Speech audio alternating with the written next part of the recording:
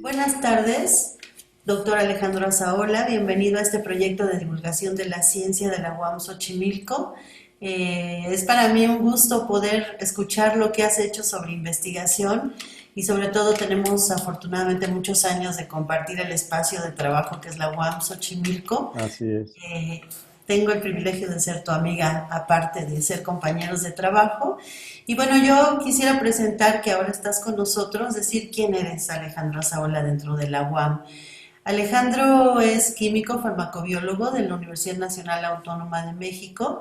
También hizo estudios de maestría en biotecnología en la misma institución y el doctorado en ciencias biológicas en la Universidad Autónoma Metropolitana en la Unidad Xochimilco.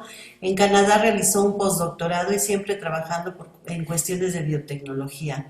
Desde 1979 ingresó a la UAM y es profesor investigador del Departamento de Sistemas Biológicos de la División de Ciencias Biológicas y de la Salud, y desde entonces está en el Laboratorio de Biotecnología en este mismo Departamento de Sistemas Biológicos. Y bueno, mucho de lo que has hecho todo este tiempo ha sido investigar las bacterias. Mucha gente piensa que las bacterias son nocivas, le temen, quieren alejarse de las bacterias, cuando en realidad es algo que forma parte de nuestra naturaleza.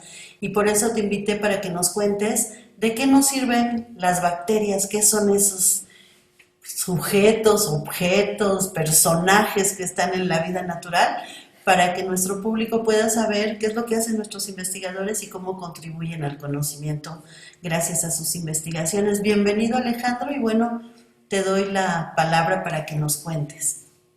Pues muchas gracias, Ceci. La verdad es que primero es un placer el conocerte, nuestra amistad, y es un honor que me hayas invitado a platicar en este foro, en este espacio sobre algo que yo hago. Eh, Me voy a permitir hacer una presentación y algunas transparencias me las voy a ir saltando y voy a hacer nada más un mayor énfasis en lo que creo que es importante. ¿Por qué? Porque es una presentación que hice hace rato para la Asociación Farmacéutica Mexicana, pero el año pasado la estuve impartiendo en este foro de pilares del gobierno de la Ciudad de México, que la verdad es que es un foro bien interesante y la modifiqué y todo para hacerla más accesible, sobre todo a los jóvenes. Y pues los jóvenes que van a Pilares, básicamente son chicos de primaria, de secundaria, de preparatoria. Los profesores que están asesorando a estos chicos en Pilares, pues son estudiantes universitarios, ¿sí? Y déjame platicarte que la primer plática que di el año pasado en Pilares, o sea, para mí me impactó Pilares. La verdad es que no pensé que fuera tan bonito. Primero, el espacio. Segundo, bonito la gente, cómo estaba escuchando la plática. Y no era la primera la que yo daba, ya habían tenido algunas otras pláticas. Pero lo más interesante es que una bióloga egresada de la UAM que trabajaba en Pilares, me dijo, yo me quiero ir a trabajar a su laboratorio. Y el día de ayer fue la presentación de su primer trimestre de la maestría en ecología aplicada de la UAM Xochimilco, ¿no? O sea, entonces, pues es un foro en donde yo le tengo mucho cariño, primero porque Mónica dijo, yo quiero ir a trabajar con usted. Segundo, porque ha habido chavitos que se me acercaban y me decía uno de ellos, un chiquito como de 10 años, me decía, profesor, ¿en dónde trabaja? Yo quiero ir a trabajar con usted. Entonces, bueno, eso la verdad, pues llena de orgullo y, o sea, me llena de orgullo porque quiere decir que logré transmitir un poco lo que nosotros hacemos en la universidad. Y es lo que voy a platicar en un momentito. Entonces voy a compartir la pantalla. Adelante. Este, aquí está. Bueno, entonces la voy a compartir completa. ¿Sí se puede ver? Sí, perfecto. Ok. Entonces, pues bueno, esto fue, dice aquí Asociación Farmacéutica Mexicana, pero de repente van a decir en otras transparencias pilares. Ustedes disculpen, pero en todos los casos, lo importante es que el centro está la UAM, ¿sí? Entonces, bueno, son las bacterias, sus nuevos usos en la salud y lo que es el microbioma, ¿no? Entonces, ¿qué es la microbiota? Con esta transparencia trato de ejemplar que es el conjunto de todos los microorganismos o bacterias que se localizan en algunos sitios específicos. Y abajo estamos viendo una serie de fotos en donde vemos que los dinosaurios tenían bacterias, las vacas, nosotros, el suelo, las plantas, el agua de mar, ¿sí? Y entonces, pues bueno, eso quiere decir que si vemos a los trilobites que tenían bacterias, a los dinosaurios, pues algo significa para nosotros el que estemos en este momento con salud, sanos, evolucionando, haciendo nuestras actividades diarias, aún con bacterias. Entonces, bueno, pues las bacterias no son malas, a veces no son buenas. Entonces, bueno, la microbiota es el conjunto de microorganismos que se localizan en un espacio en la naturaleza. Y el microbioma, que es la otra parte, es el conjunto de microorganismos y su información genética que ocupan un espacio en la naturaleza. Al ratito vamos a ver una transparencia que tiene que ver con la información genética que tienen las bacterias. Entonces, bueno, fíjense, un poquito para hablar, me gusta hablar de números porque esto nos ubica y dice, o sea, impacta. Entonces, bueno, en el mar hay ese número de bacterias, ¿no? O sea, 10 a la 30 bacterias. ¿Cuántas son? O sea, es un número gigantesco. Es un 10 seguido de 30 ceros. En el cuerpo humano tenemos nosotros 10 a la 13 bacterias, ¿no? O sea, podemos decir que son aproximadamente 10 trillones de bacterias.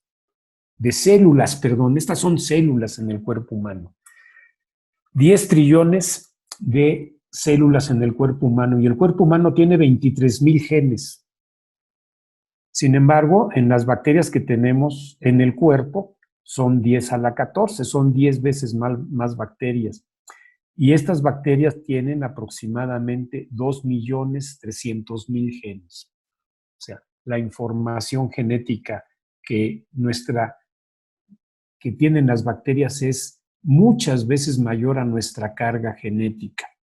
Y un poco para todavía ver qué significa la cantidad de bacterias, pues bueno, se supone que en nuestra galaxia, nada más en nuestra galaxia, hay 10 a la 11 estrellas. Y galaxias en el universo, hasta el año pasado, estuve leyendo un artículo y supuestamente hay entre 10 a la 11 y 10 a la 13 galaxias. Eso quiere decir que cada uno hay que seguirlo. 10 a las 11 es porque hay 11 ceros, 1 por 10 a la 13 hay 13 ceros. Y entonces el total de soles en todo el universo se calcula o se puede calcular que hay entre 1 por 10 a la 22 a 1 por 10 a la 24. O sea, eso quiere decir que hay 1 millón a 10 millones de bacterias más en el mar que soles en el universo. Y Wow. entonces es cuando uno empieza a decir, ah, caray, pues algo significa, ¿no? Sí. Eso es lo que hace muy interesante. Y bueno, ¿y nosotros dónde tenemos las bacterias? Pues tenemos bacterias en todos lados y aunque me bañe vamos a seguir teniendo bacterias. Entonces tenemos por ejemplo, en la boca, lo que sería el tracto respiratorio, aproximadamente 60 especies de bacterias distintas, pero de cada especie puede haber millones de esas bacterias. En el estómago, que es un lugar de nuestro cuerpo en donde tiene ciertas características, sobre todo la acidez del estómago, pues hay 25 especies de bacterias y cada especie con muchos representantes.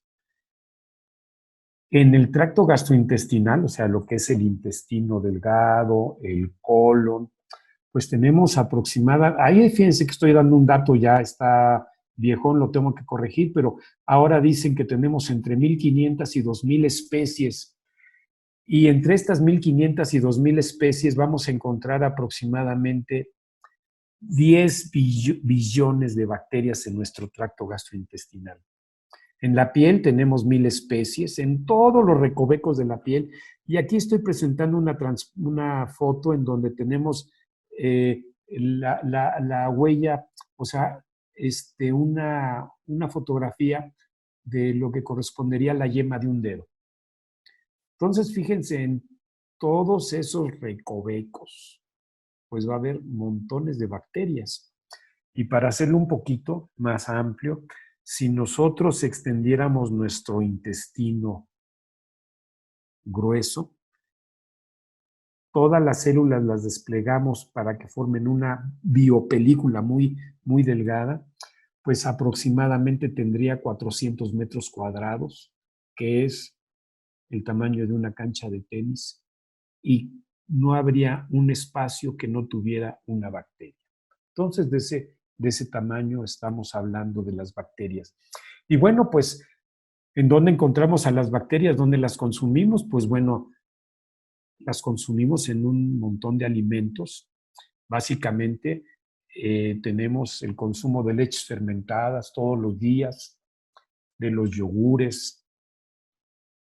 Mucha población consume yogures y está consumiendo bacterias, pero también antes de que hubiera yogures, en México había alimentos tradicionales, alimentos artesanales fermentados, como es el pulque, como es el pozol, y que tienen montones de bacterias, y todas esas bacterias y hongos, pues son los que van a ayudar, o sea, van a llegar a nuestro tracto gastrointestinal y van a colonizar el tracto gastrointestinal y van a darle ciertas características a nuestro tracto gastrointestinal. Una característica es que van a ayudar a que nuestra respuesta inmune sea madura, se module, esté funcionando. Entonces, pues en el pozol, en el pulque, en los yogures vamos a encontrar dos tipos de bacterias importantes, los lactobacillus y los streptococos. Y aquí vemos que con los lactobacillus y los streptococcus, pues bueno, tenemos el yogur. Pero también con los lactobacillus y los streptococos tenemos una gran cantidad de quesos que tienen un proceso de fermentación y esos quesos entonces van a tener sabores, aromas distintos y lo que los hace muy rico. Pero también tenemos levaduras que están en el pulque, están en el pozol, y que son levaduras importantes para la producción de cerveza, para la producción de vino, para la producción de pan. Un pan sin levadura es un pan duro, un pan con levadura, aparte de que tiene un aroma, pues va a tener una consistencia que nos permite morderla, suave, disfrutarlo. También tenemos otras bacterias, como las que están en la parte inferior izquierda, que son las bifidobacterias. Son bacterias que básicamente se encuentran en el tracto gastrointestinal de los humanos, de animales, de insectos como las abejas, ¿sí? Y también encontramos penicillium, o sea, hongos filamentosos.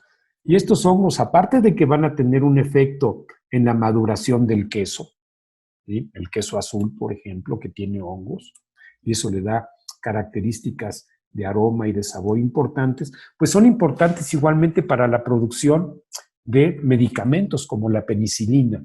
Entonces, toda nuestra historia, de una u otra manera, hemos estado en contacto con los microorganismos. Y aquí tenemos ejemplos de donde los microorganismos intervienen, ¿no? O sea, ya sí ejemplos más directos. Acá abajo, por ejemplo, tenemos el chorizo. El año antepasado una chica se recibió de doctorado en biotecnología, fue mi alumna, Carmen Juárez, egresada de la UAM Xochimilco, y lo que estudió fue cómo las bacterias van cambiando durante el proceso de maduración del chorizo para que llegue de ser un chorizo inmaduro con la carne fresca completamente a tener un chorizo maduro, con aroma, con sabor, con características distintas y cómo las bacterias van interviniendo en la maduración de este chorizo. Entonces, bueno, todos los días vivimos con las bacterias, pero también resulta que las bacterias nos han hecho mucho daño en ciertos momentos y nos han hecho daño básicamente porque no las conocíamos. Y entonces ha habido grandes plagas y grandes plagas que han acabado con ciudades en la antigüedad, ¿no? O sea, en el año 430, 435, la plaga de Atenas acabó con un tercio de la población de Atenas, ¿no? Mató a 159,000 personas.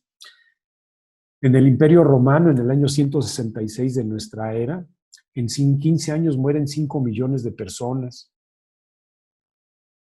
En 1519, los aztecas y los mayas son diezmados por la viruela que cobra miles de vidas de nuestros antepasados. La gripe española en 1918 y 1919 acabó con 50 millones de personas, o sea, fallecieron 50 millones de personas. En 2009 y 2010 tuvimos la pandemia de la gripe, de la influenza H1N1, y recuerden que nos mandaron 3 semanas a la casa. En 2014 vino el virus del Zika, que estuvo pegando durísimo a la población, y hoy tenemos al virus, el SARS-CoV-2, y nos produce la enfermedad, la COVID-19, perdón. Y entonces, de una otra manera, nos hemos estado viendo que nuestra evolución como humanos, antes de lo que sería en la etapa de la prehistoria, en la etapa de nuestra historia actual, reciente, pues bueno, las bacterias siempre han estado presentes, los microorganismos siempre han estado presentes. Ahora tenemos problemas como pueden ser bacterias que están dándole, o sea, están dando lata, están haciendo que el mundo se ponga a ver qué es lo que está sucediendo, como es, por ejemplo, la tuberculosis. Y bueno, ¿para qué estudiamos a las bacterias? Pues porque las bacterias resulta que como vivimos todos los días con ellos, entonces tienen un impacto en nuestra salud y el impacto a veces lo tenemos como que es muy malo y a veces tenemos impacto que es bueno. Entonces, está relacionada con algunas enfermedades como es la diabetes tipo 2, como es el cáncer, y la diabetes tipo 2 cuando cuando es una comorbilidad de la obesidad. Ahí tenemos, son fotografías de barrido, de tejido, pero vean ustedes, cada una de las distintas bacterias fue ilustrada para poder ver cómo entre ellas van conviviendo.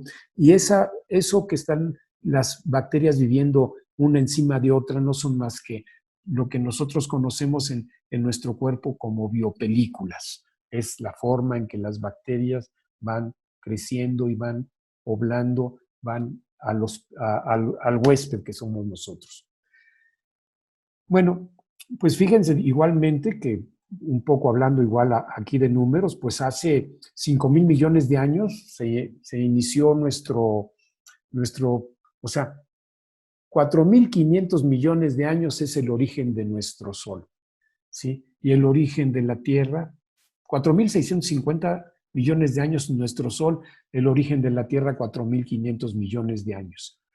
Pero vean que exactamente nuestra Tierra en un inicio, pues era una Tierra, estaba llena de gases, de metano, estaba llena igualmente de moléculas que no permitían la vida, básicamente el metano, el amonio, pero hace 3.500 millones de años empezaron a evolucionar algunas bacterias. Ahora hay una polémica, o sea, las bacterias evolucionaron en la Tierra, tal como decía Carl Sagan, o bien las bacterias llegaron a la Tierra en meteoritos cuando se fue formando la Tierra. Entonces, todavía esas son preguntas interesantes y los paleobiólogos y los que están estudiando planetas distintas y están estudiando a las bacterias en Marte, en Venus ahora, pues están diciendo, hay moléculas que quiere decir o que nos indican que probablemente hubo una vida y que esa vida fueron bacterias o siguen siendo bacterias. Entonces las preguntas son interesantes, pero hace 2.500 millones de años las bacterias empezaron a fotosintetizar y esa fotosíntesis empezó a dar una atmósfera que tenía oxígeno. Y eso, conforme vemos en la gráfica de abajo, la gráfica azul, la línea azul, iba haciendo el aumento en la cantidad de oxígeno. Y ahora tenemos en nuestro aire con el que vivimos una cantidad del 21% de oxígeno por cada, o sea, en cada litro de aire vamos a tener aproximadamente 21 gramos de oxígeno, 21%. Y eso significa que gracias a las bacterias nosotros estamos ahora como somos. Que las bacterias son las que ayudaron a que de una atmósfera nóxica, sin oxígeno, ahora tener una atmósfera una atmósfera con oxígeno y que eso nos ha permitido la vida. Y bueno, estas son las bacterias y las bacterias son entidades muy complicadas químicamente, pero cuando uno las empieza a estudiar son fascinantes porque las bacterias son capaces, son seres independientes, son microorganismos que necesitan, que a veces pensamos que necesitan de nosotros para vivir. Ellos viven en el suelo, en el aire, han evolucionado de tal manera que son capaces de defenderse a distintas condiciones ambientales, han sobrevivido a todas las extinciones masivas que han sucedido en la Tierra. Estamos en este momento en la 6ª extinción masiva, que puede durar 1.000, 100.000 años, no lo sé, pero las bacterias van a ser las únicas que van a estar permaneciendo de manera constante. Y lo que venga posteriormente, las bacterias van a tener presencia y van a tener una importancia en la evolución de nuevas características de vida. Las bacterias, pues algo que tienen una maquinaria que es espectacular. Las bacterias necesitan moverse y fíjense la complejidad que tienen las bacterias. Las bacterias para moverse tienen un flagelo. El flagelo sería como el chicote que se está moviendo en círculos. Y ese movimiento circular es lo que hace que la bacteria se pueda desplazar. Pero entonces vamos a pensar un poco en la maquinaria y vean toda la maquinaria. Son aproximadamente 50 proteínas distintas que están participando en hacer una maquinaria tan impresionante, tan impactante, que este sistema que nosotros vemos adentro de la célula, aquí lo vemos en esta célula rosa que está a la izquierda, es esta parte pequeñita que está en el espacio entre la parte interna de la célula y la parte externa de la célula, lo que sería el ambiente, el agua, etc. Bueno, pues esa maquinaria se mueve aproximadamente a 17,000 revoluciones por minuto. Y eso hace que esta cola, este flagelo, este filamento, se mueva como a 1.200 revoluciones por minuto. Y entonces permite el desplazamiento de la bacteria. Y entonces cuando uno ve esto, es cuando dice, las bacterias tienen algo que enseñarnos. Y nosotros tenemos que ser pues lo suficientemente, no inteligentes, sino pensar que cuando pensamos a la bacteria desde el punto de vista antropocéntrico, pues la bacteria es nada. Pero cuando pensamos a la bacteria como desde un punto de vista holocéntrico, ¿sí? La bacteria es muy importante en nuestra vida y en la vida de la Tierra. Esta me la voy a saltar un poquito. Y bueno, miren, aquí tenemos, por ejemplo, bacterias, y estas bacterias que son los filamentos, que son las de color azul, están ahí conviviendo con células blancas, o sea, con células de nuestra sangre, ¿sí? Entonces, las bacterias son capaces de llegar a la sangre y de infectar la sangre y de producir enfermedades. Y vean qué es lo que pasa con los glóbulos blancos. Los glóbulos blancos, vean el tamaño de un glóbulo blanco y vean el tamaño de una bacteria. Entonces, no es que puedan convivir, sino que, bueno, ahí va a haber algunas relaciones simbióticas muy importantes, pero también va a haber algunas relaciones que hacen que los glóbulos blancos empiecen a producir anticuerpos contra esas bacterias que están haciendo daño a nuestro organismo. Aquí tenemos igualmente para ver qué es lo que está sucediendo con los virus. Estos son virus de bacterias, sí, que son fagos. Y vean, aquí tenemos una bacteria que es pequeñísima y cómo está rodeada de algunos virus. Esto me lo voy a, bueno, no me lo voy a saltar, pero esto es muy importante porque las bacterias tienen que ver mucho con lo que nosotros todos los días consumimos, todos los días respiramos, todos los días consumimos, todos los días vemos, pero no nos preguntamos qué tienen que ver las bacterias. Y bueno, pues las bacterias tienen que ver con el ciclo del nitrógeno, que va a fijar el nitrógeno atmosférico para que las plantas puedan crecer, para que las plantas formen su biomasa. También van a tener que ver con el ciclo del carbono y entonces, de una u otra manera, las bacterias van a descomponer a toda la biomasa verde que se genera, toda la descomposición vegetal, se genera, van a producir CO2 y ese CO2 posteriormente puede ser tomado por las plantas, incorporado por medio de la fotosíntesis en moléculas complejas de carbono. Y esas moléculas complejas de carbono nosotros las vamos a consumir en forma de azúcar, o sea, del azúcar que nosotros consumimos que viene de la caña de azúcar. En el caso del ciclo del nitrógeno, pues vendrían siendo los rumiantes las que consumen a toda la biomasa vegetal de las plantas, concentran toda esa biomasa, todas esas moléculas las concentran en proteína y nosotros consumimos la proteína en forma pues de bisteces, ¿no?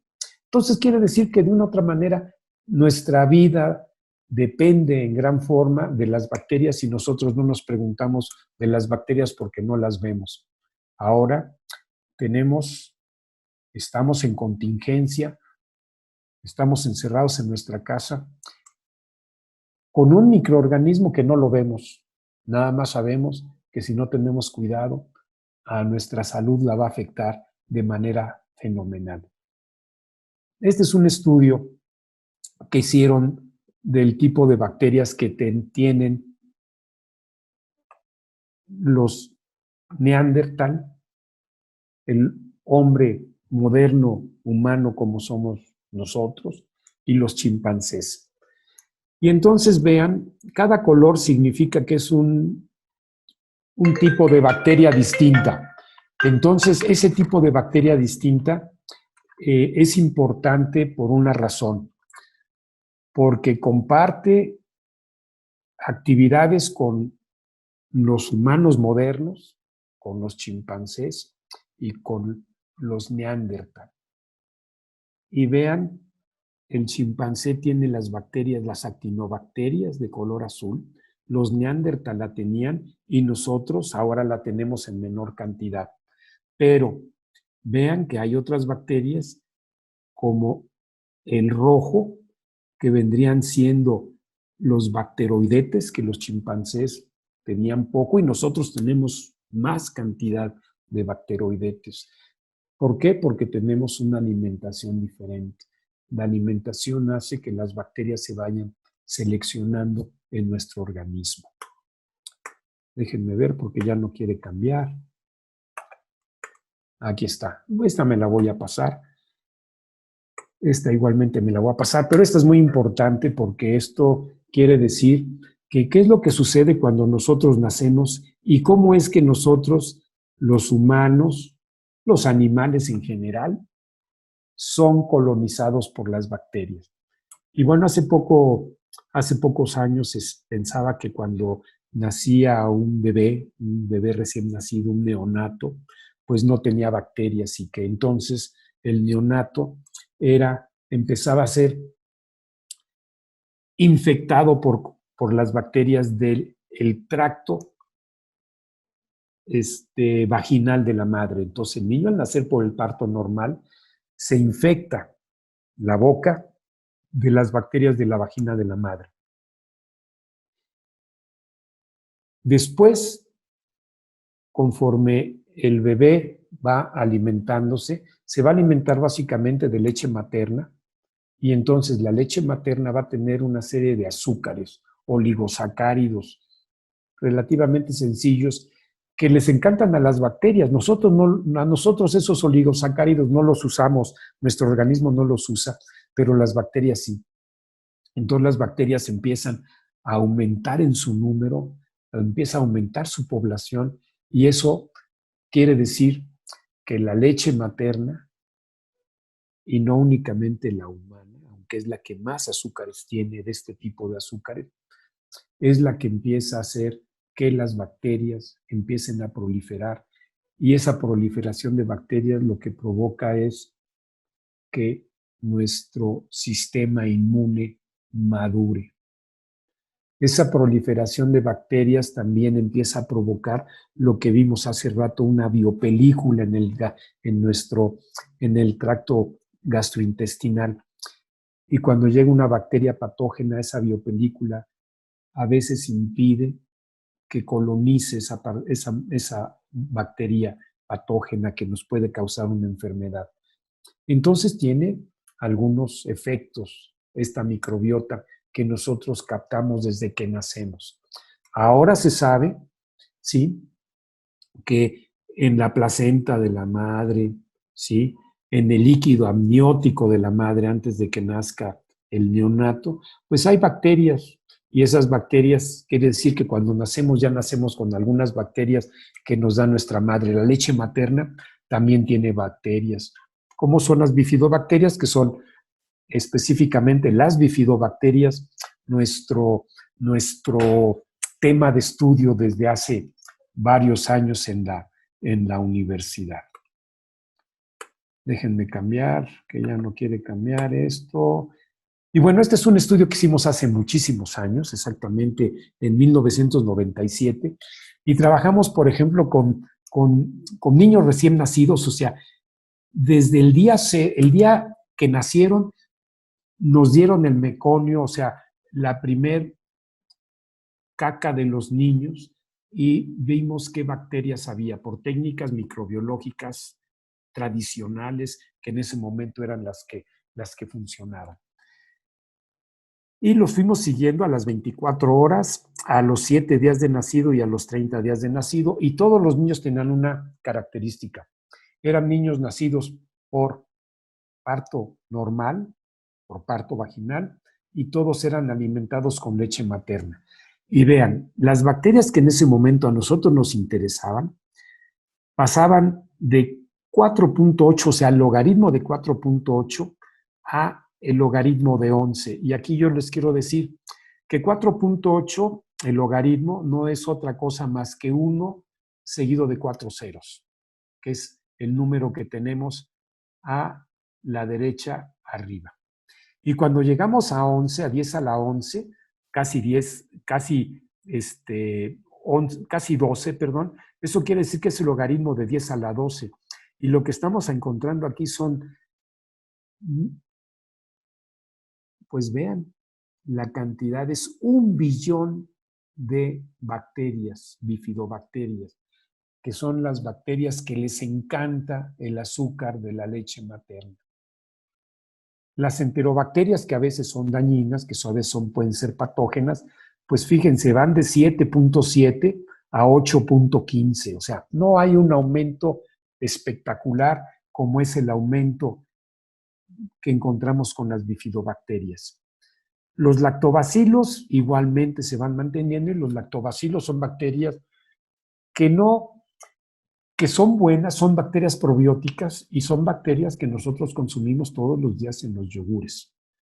Y otras bacterias que también están ahí presentes. Pero aquí lo que tratábamos de resaltar es que las bacterias, cómo son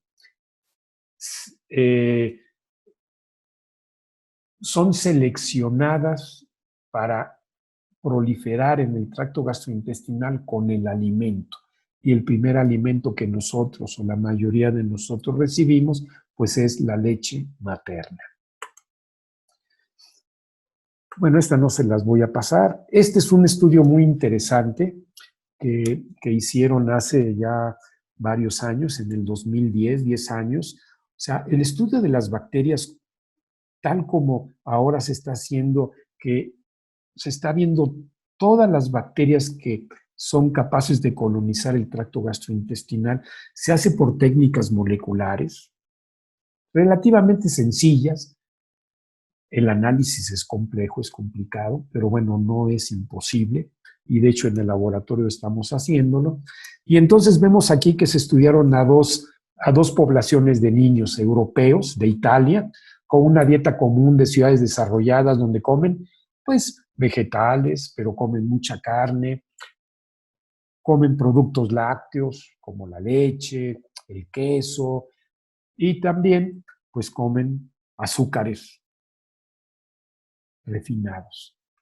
Y se comparan contra niños de zonas rurales de África, en Burkina Faso, con una dieta alta en fibra, y los autores decían que su dieta es similar a los primeros asentamientos humanos en el nacimiento de la agricultura, o sea, niños que consumen más fibra.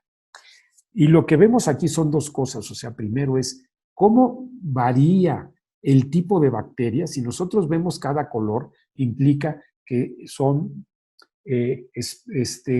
géneros de bacterias diferentes. Y lo que estamos aquí viendo es que en los niños de Burkina Faso tenemos una gran cantidad de bacterias Prevotella y de Helicobacter, que son bacterias que tienen que ver con la degradación de todos los azúcares complejos o los polisacáridos de las plantas. También tenemos bacterias como Faecalibacterium, que son firmicutes, y aquí los tenemos. Y tenemos un 15% de bacterias que no sabemos qué sean. O sea, eso quiere decir, y ayer lo decía mi alumna de la maestría, que se conoce aproximadamente menos del 1% de todas las bacterias que se calculan que existen. O sea, ahí todas las futuras generaciones que les podría gustar la microbiología, la biotecnología, la biología en general, pues tienen un área de trabajo, de estudio y de trabajo importante. Y vean cómo la dieta distinta también hace que se tengan bacterias diferentes, ¿no? Esto lo que hace es que cuando la dieta es alta en fibras, los bacteroidetes proliferan. Cuando la dieta es alta en azúcares refinados, en derivados lácteos, en carnes, pues entonces tenemos un grupo de bacterias distinto, que son los firmicutes, y aquí nosotros los estamos viendo, ¿no? Y aquí igualmente se encuentra que hay 22% de bacterias que no se sabe, o sea, existen las secuencias del DNA de esas bacterias, pero no se sabe para qué bacterias codifican, ¿sí? O sea, no se sabe qué bacterias hay. Pero ya no es nada más el tipo de bacterias que nosotros encontramos, sino también cuáles son los productos que esas bacterias al fermentar producen, o sea, el metabolismo de las bacterias que producen. Y entonces encontramos que en niños de Burkina Faso hay mayor cantidad de ácido butírico en el tracto gastrointestinal.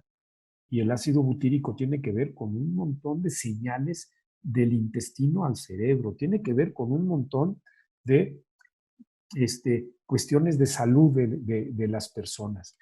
Igualmente hay mayor cantidad de ácido propiónico y una mayor cantidad de ácido acético con respecto a los niños alimentados con una dieta común, ¿sí? De una dieta como la que nosotros seguimos. Entonces, eso quiere decir que no nada más las bacterias tienen un papel importante por su presencia, por su cantidad que tienen las bacterias, sino también por los productos metabólicos que las bacterias producen. O sea, esa es la parte que ahora se está tratando de estudiar en el mundo. ¿Cómo va cambiando las bacterias con respecto a la edad? Entonces tenemos, fíjense, en el año 2013 se decía que un niño recién nacido no tenía bacterias, era, vamos a llamarle, estéril de bacterias. Y en el momento del nacimiento, pues bueno, teníamos a niños que eran alimentados por leche materna y vean cómo la proporción de bacterias por colores va siendo diferentes. Son diferentes la proporción de bacterias cuando son alimentados con leche de fórmula. Y cuando se tiene alimentos sólidos, cambia completamente la cantidad de bacterias que hay, ¿no? Las bacterias importantes en un niño recién nacido son las actinobacterias, este color azul más oscuro, y son las bacterias que si las tenemos durante toda nuestra etapa de vida por una alimentación sana, vamos a tener más salud. Nada más, no puedo decir más, o sea, se considera que vamos a tener más salud. En un niño de aproximadamente 3 años de jardín de niños, toddler, bueno, pues lo que encontramos es que ya su alimentación cambió completamente y vemos cómo cuando los niños son tratados por alguna infección con antibióticos, cambian completamente el tipo de bacterias que tenían antes, cuando eran pequeños bebés. Cuando son niños sanos, vean la proporción de bacterias que nosotros encontramos. Y cuando son niños malnutridos, también vean cómo va cambiando la población de bacterias y el tipo de bacterias. En un adulto saludable tenemos cierto tipo de bacterias, pero en un obeso tenemos otro tipo de bacterias diferentes. Y cuando llegamos a la tercera edad, a los 65, a los 80 años o más aproximadamente, pues vemos que la proporción de bacterias igualmente va cambiando porque la alimentación cambió, ¿sí? Entonces, las bacterias tienen que ver con la alimentación, pero también tienen que ver con las moléculas que producen, que es la parte más importante. Y bueno, no únicamente tenemos bacterias, ¿no? También tenemos hongos, también tenemos parásitos, nemátodos. O sea, en nuestro tracto gastrointestinal tenemos montones de cosas. ¿Y por qué? Pues porque es lo que consumimos todos los días, son nuestros alimentos, son todo lo que todos los días consumimos. Esas son las bacterias que nosotros tenemos. Esto no se lo voy a pasar. Fíjense este experimento muy interesante que hicieron, y aquí empezó un poco todo lo que es ahora la revolución de la microbiología moderna, del microbioma. Y es que hace rato estábamos viendo que había dos grandes grupos que eran los bacteroidetes que tenían los niños de Burkina Faso de color verde, con los firmicutes que tenían los niños que eran alimentados con una dieta occidental, normal, como la que nosotros consumimos. Y entonces, bueno, aquí tenemos el caso de unos gemelos, un obeso y otro delgado, y agarraron a unos ratones y estos ratones les metieron antibióticos para quitarles todas las bacterias que colonizaban su tracto gastrointestinal. O sea, fueron ratones axénicos, sin ninguna bacteria. Y al ratón, estos ratones les dieron a uno de ellos, a un grupo de ratones, le dieron la microbiota de la persona del obeso, del gemelo obeso. Y a otro grupo de ratones le dieron la microbiota del gemelo delgado.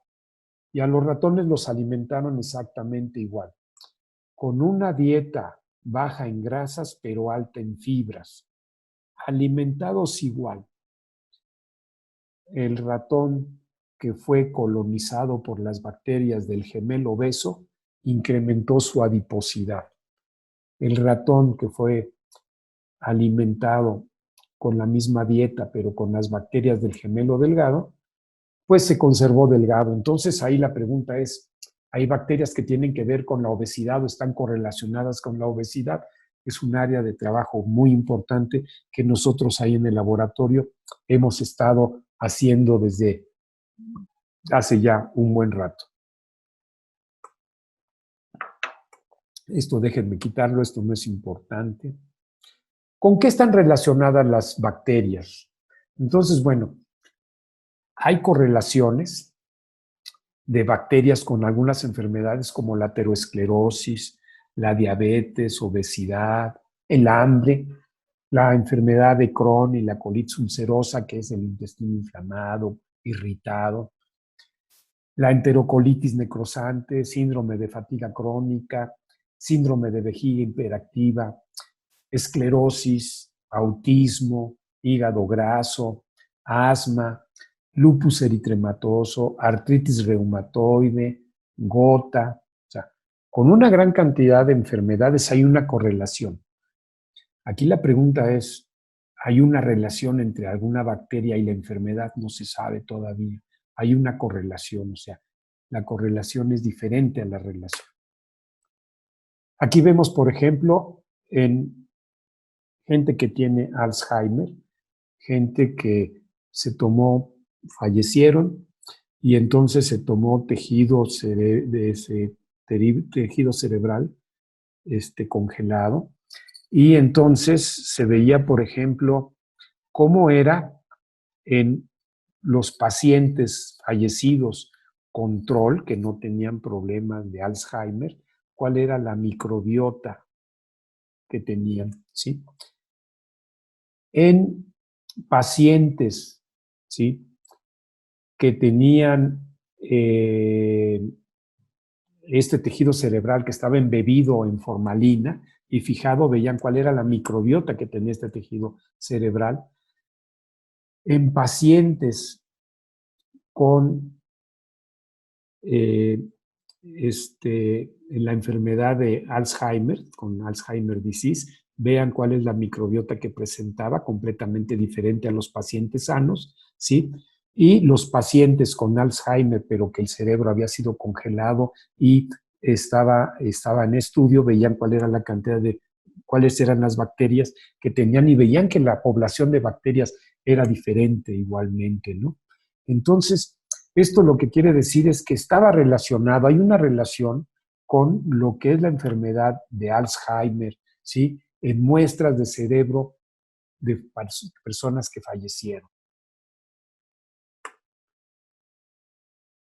Esto es con personas que tienen colitis ulcerosa, lo comparan con parientes, con pacientes, perdón, cercanos familiarmente, pero sanos, pacientes que tienen colitis, pacientes que tienen colitis inflamatoria, y ven cómo en cada uno de ellos, de estos pacientes, ¿sí?, ven ellos con los pacientes que tienen la enfermedad de Crohn, la enfermedad de colitis ulcerativa, la enfermedad de síndrome inflamatorio y de anorexia, cómo van cambiando las poblaciones de bacterias. O sea, cada rayita nos está diciendo la intensidad y la aparición o no la aparición de cada una de estas rayitas o bandas, que están las bacterias siendo diferentes, que están de una u otra manera relacionada con algunas enfermedades que tienen que ver directamente con problemas del colon. Bueno, esto me lo voy a saltar un poquito. Y esto es el estudio que nosotros hemos estado haciendo con la microbiota intestinal de algunos chicos de la universidad que son delgados, con sobrepeso y obesos. Y entonces vemos, esto ya fue un estudio por técnicas moleculares, y vemos que en cada uno de ellos son chicos sanos que fueron seleccionados con base a un protocolo. Ese protocolo, pues bueno, tenía ciertas restricciones para ser aceptados los chicos, y todos ellos pasaron. Y entonces vemos cómo en cada una de las distintas poblaciones de gente delgada, de gente con sobrepeso y de gente obesa, pues había diferentes tipos de bacterias. Este es un estudio que se hizo con la gente de nutrición del Departamento de Atención a la Salud. Fue, la verdad, que una colaboración bien importante, y la publicación también fue una publicación muy bonita, ¿sí? Bueno, esto no se los va a pasar, esto me lo voy a saltar, pero fíjense, esto es un proyecto que fue meses antes de que saliera Obama. Obama firmó una iniciativa que se llama la Iniciativa del Microbioma. Cuando llegó Donald Trump, ¡pum!, la paró, no hubo ningún problema, ¿no? O sea, pero Obama lo que dijo, hay que estudiar a la microbiota en diferentes lugares. ¿Por qué? Porque los consejeros científicos le dijeron a Obama, ahí hay riqueza para conocer la diversidad, para conocer las interrelaciones que se encuentran de manera más específica entre las plantas, el suelo, el humano y muchas cosas más, ¿no? Y entonces, bueno, lo que hizo en esta iniciativa del microbioma fue invitar a gente a que participara. Estos son los países que de una u otra manera estaban participando en el año 2008 en el estudio del microbioma, y se dieron cuenta que había ahí mucha riqueza. Y entonces, ¿qué fue lo que le interesaba a Obama y a este grupo asesor de científicos de Obama?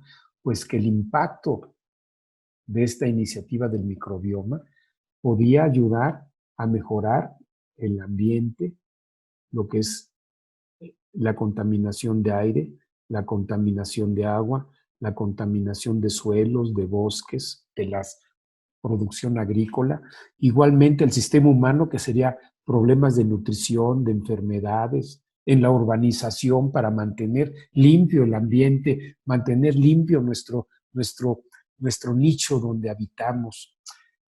Muy importante en el área de la medicina, porque ya vimos que las bacterias, pues en nuestro cuerpo tenemos 23,000 genes, pero las bacterias tienen en conjunto 2,300,000 genes, y esos genes codifican para proteínas que van a tener una actividad, y esa actividad puede producir no sé cuántas moléculas, pero estábamos ayer discutiendo con la alumna de la maestría y hablábamos de 10 a la 9 moléculas diferentes, ¿no? O sea, 10 a la 9 son 100 millones de moléculas distintas que pueden producir las bacterias, y que no sabemos cuántos de esos 100 millones de de moléculas pueden tener un impacto en la salud. Esto es lo que sería el fundamento de la iniciativa del microbioma de Obama. Y bueno, pues esto quiere decir que para todos nos falta mucho por estudiar y comprender, pero esto se lo digo a los jóvenes, se los decía mucho a los chicos de Pilares. El futuro que ustedes pueden tener si estudian a las bacterias, el microbioma, Es un futuro muy interesante, lleno de muchas dudas y retos, pero con una riqueza intelectual, con una riqueza académica y con una riqueza económica también impresionante. Y pues bueno, estas son algunas de las cosas que hemos estado haciendo en el laboratorio, que hemos publicado, que están a sus órdenes, y la verdad es que bueno, pues yo lo que les platico es algo que a mí me fascina. Voy a parar esto, y es algo que a mí me fascina y que lo digo con un gusto, y a veces me pico y creo que me pasé de lanza con el tiempo, Ceci, lo cual pues te pido, córtale todo lo que quieras, ¿eh?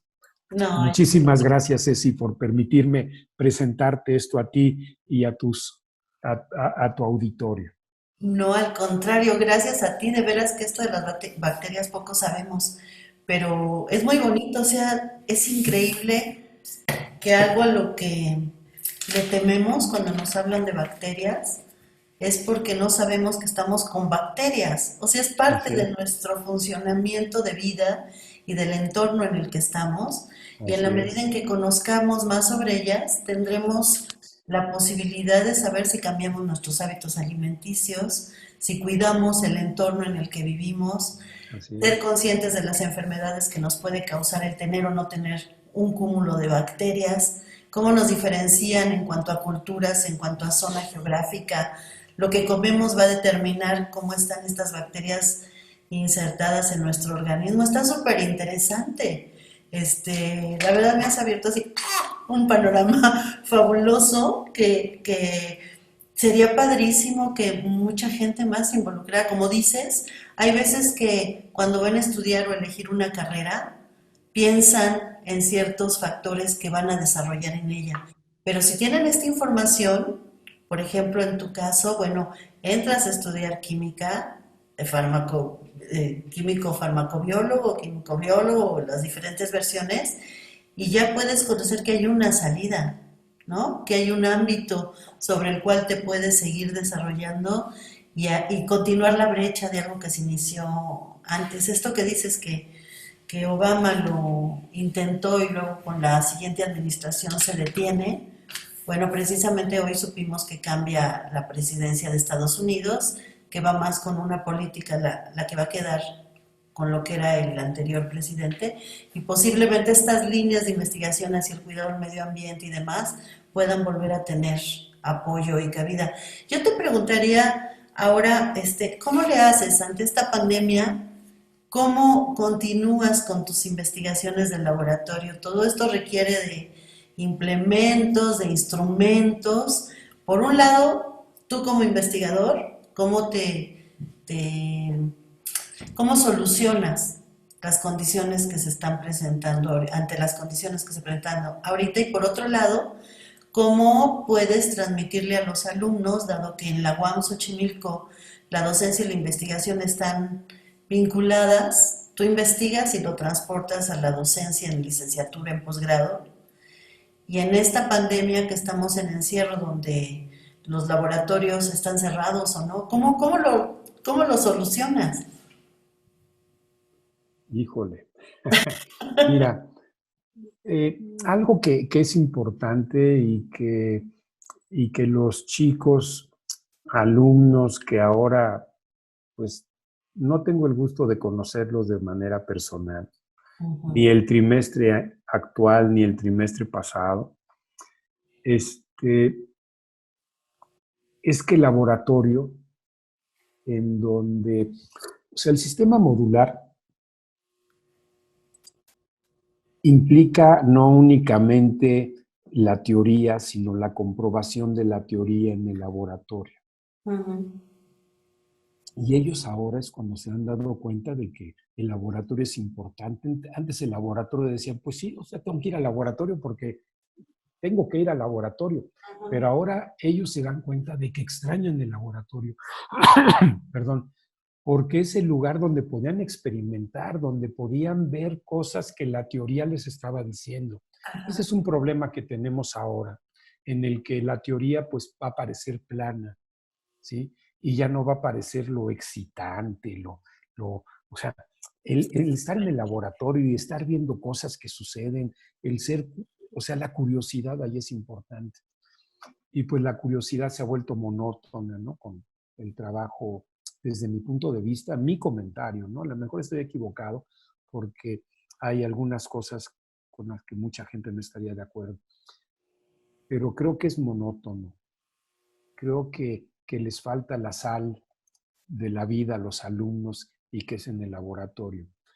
¿Qué es lo que he estado haciendo? Pues bueno, el trimestre pasado me tocó dar el módulo de energía y consumo de sustancias fundamentales a los chicos de tercer trimestre, o sea, que están en el primer año de su carrera, su primer año de ingreso a la universidad.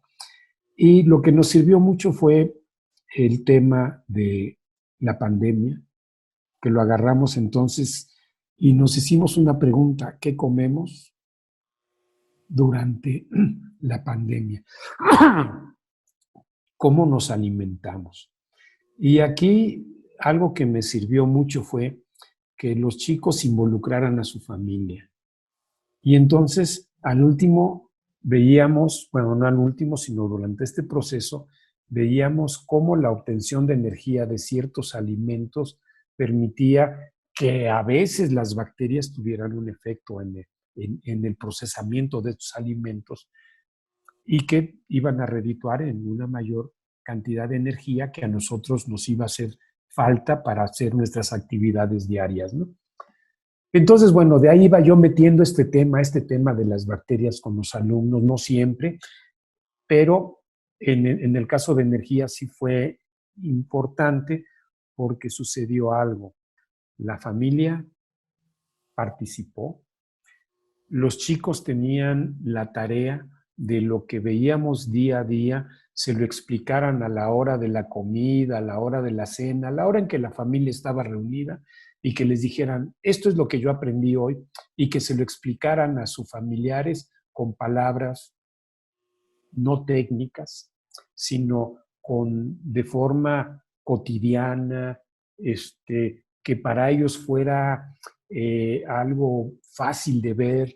Y entonces había ejemplos como qué es lo que sucede cuando hacemos pozole y por qué hay que hervir los granos de pozole, ¿no? O sea, ¿qué pasa químicamente? Y luego, ¿qué pasa con nosotros si los comemos o no los comemos? ¿Qué es lo que sucede? Los puse un día a hacer pan con levadura y pan sin levadura, y entonces se dieron cuenta de que los microorganismos que participan en la panificación son importantes. O sea, todo eso lo fueron aprendiendo de una otra manera y lo platicaban con sus familiares, y entonces resulta que casi no al final, pero sí un rato, yo ya tenía no nada más de espectadores a, a, a los alumnos, sino estaba la mamá, estaba el papá, la tía, o sea, querían ver qué es lo que estaban aprendiendo, cómo lo estaban enseñando, porque ellos se los platicaban día a día. Entonces, la forma en que yo veía que ellos podían apropiarse de de los temas de la teoría y la podían entonces explicar a sus familiares. Lo mismo estamos haciendo ahora ya con el módulo onceavo, el penúltimo de la carrera de QFB. Pero aquí trabajamos entonces con bebidas que podían hacer ellos en su casa. El tesguino, el tepache, el yogur, la cerveza.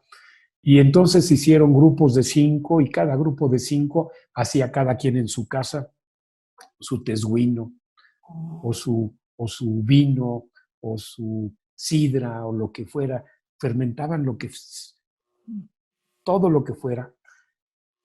Y veían, igualmente involucraban a la familia, y entonces hubo el caso, por ejemplo, muy chistoso, de una niña que hizo una fermentación anaerobia, tenía que poner la temperatura de 30 grados centígrados, la única forma lo hizo en una botella de PET, metió todo lo que tenía y la cerró con ganas la botella de PET, la puso en una caja de cartón y lo envolvió en la chamarra de plumas de su hermana. Y de repente dice que estaban un día comiendo y ¡pasa! Una explosión terrible. Entonces, bueno, pues la cantidad de gas que produjo esa fermentación de CO2 pues hizo que la botella de PET reventara y que echara a perder la chamarra, todo lo echara a perder. Pero bueno, eso es lo anecdótico, pero la chica aprendió, los chicos aprendieron que había que acondicionar lugares, cuáles eran los lugares de su casa donde podían llevar a cabo la fermentación, arriba del refrigerador, al lado de la estufa, para lograr temperaturas que fueran constantes, ponían su termómetro todo el día y todo el día iban siguiendo cómo iba variando la temperatura. O sea, trabajaron como químicos de hace 300, 400 años, qué sé yo, ¿no? Pero bueno, se hacían preguntas y las podían contestar, pero aparte tenían también la obligación de comentárselo a sus familiares. Y en todos los familiares ya les preguntaban, o sea, los familiares se quedaron de a seis porque ellos no sabían cuando consumían tepache que el tepache pues eran las bacterias las que hacían el proceso de fermentación y les daban las características de sabor, de alcohol, de aroma, ¿sí? Específicos, ¿no? Porque hicieron un tepache con la pura piña y otro tepache con la piña y uva. Entonces dijeron que el tepache con piña y uva era una maravilla. Le dije, ya tienen un producto nuevo. Y esa es la otra parte que tú dices, bueno, ellos pueden hacer productos nuevos aprovechando todo lo que nos dan las bacterias, ¿no? Bueno, eso es lo que hemos tratado de hacer. Pues finalmente es replantearse las cosas, ¿no? No parar. Sí, O sea, las sí, circunstancias nos dan nuevas condiciones y la posibilidad de crear nuevas maneras de relacionarse. Esto que me dices de estar en la familia, pues ahora la familia sabe lo que estudian sus hijos, están más involucrados con lo pesado que resulta, con lo inconveniente del espacio. Sin embargo, ya no es el hijo o hija que sale a la universidad y regresa y me dice que obtuvo un título, sino que estoy viendo cómo están trabajando y lo sorprendente que van descubriendo cuando estudian. Y eso así es. compartirlo directamente con la familia creo que es de las cosas que dejarán riqueza en esta etapa que estamos viviendo tan difícil y que después de los datos que nos has dado, que ha habido situaciones que han durado años y años en afectación al humano, bueno, no nos desesperemos, Así es. hagamos las cosas lo mejor que podamos, sacándole provecho a estas condiciones, como en este caso el que nos puedas platicar lo que has estado investigando, cómo abordas lo de las bacterias y que lo podamos compartir en redes.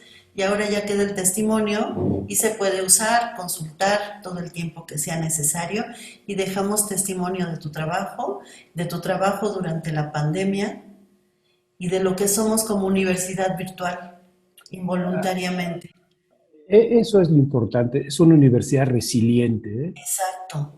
Entonces, bueno, eso es lo más reconocible de todos los que estamos en el trabajo en la universidad, que no nos detenemos, seguimos trabajando y buscamos las condiciones y los recursos que existan para que la universidad siga produciendo conocimiento y difundiéndolo como es la labor que nosotros tenemos en la coordinación de extensión universitaria. Pues yo te doy las gracias, Alejandro.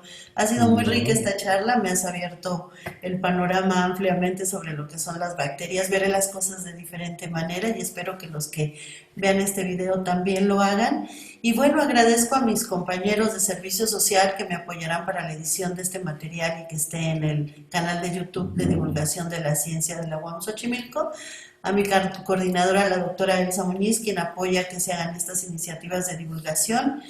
Y bueno, no me queda más que darte las gracias, despedirme. Buenas noches y hasta luego.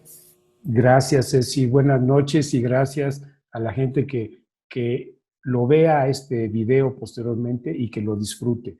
Agradezco mucho a ti, Ceci, y a la UAM por haberme dado el espacio para hacer lo que hoy les platiqué. Gracias. Hasta luego. Hasta luego. Gracias.